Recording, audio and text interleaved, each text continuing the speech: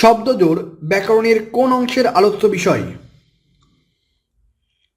অর্থতত্ত্বের আলোচ্য বিষয়। আপনারে বড় বলে বড় সে নয়, লোকে যারে বড় বলে বড় সে হয়। এই কবিতাংশটির রচয়িতা হরিশচন্দ্র মিত্র। বাংলা সাহিত্যের অন্ধকার যুগের সাহিত্য নিদর্শনয় কোনটি?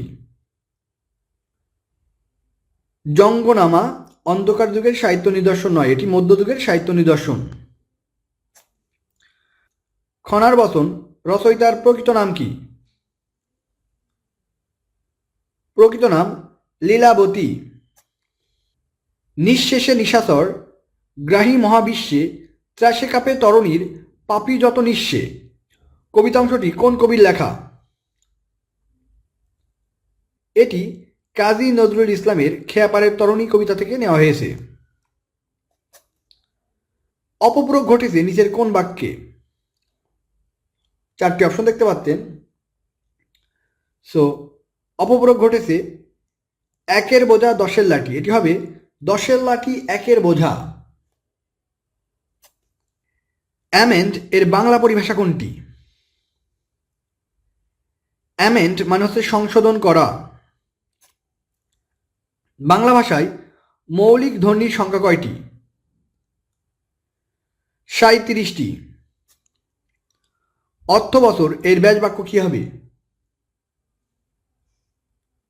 অর্থবছরের ব্যাস বাক্য অর্থ হিসাবের বছর। ক্রোধানল কোন কর্মধারয় সমাসের উদাহরণ? কোদ রূপ অনল ক্রোধানল, এটি হচ্ছে রূপক কর্মধারয় সমাসের উদাহরণ। ঘূর্ণিবৃত্তি এর শুদ্ধ সন্ধিবিচ্ছেদ কোনটি? এর সঠিক সন্ধিবিচ্ছেদ খুদ প্লাস নিবৃত্তি। ক নম্বর অ্যান্সার হবে। উলুখাগড়া শব্দটির অর্থ কি? নিরীহ প্রজা।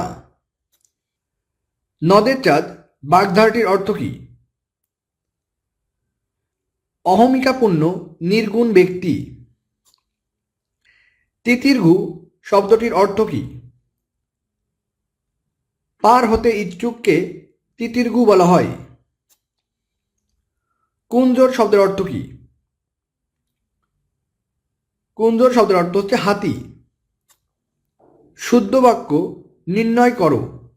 চারটি অপশন দেখতে পাচ্ছেন।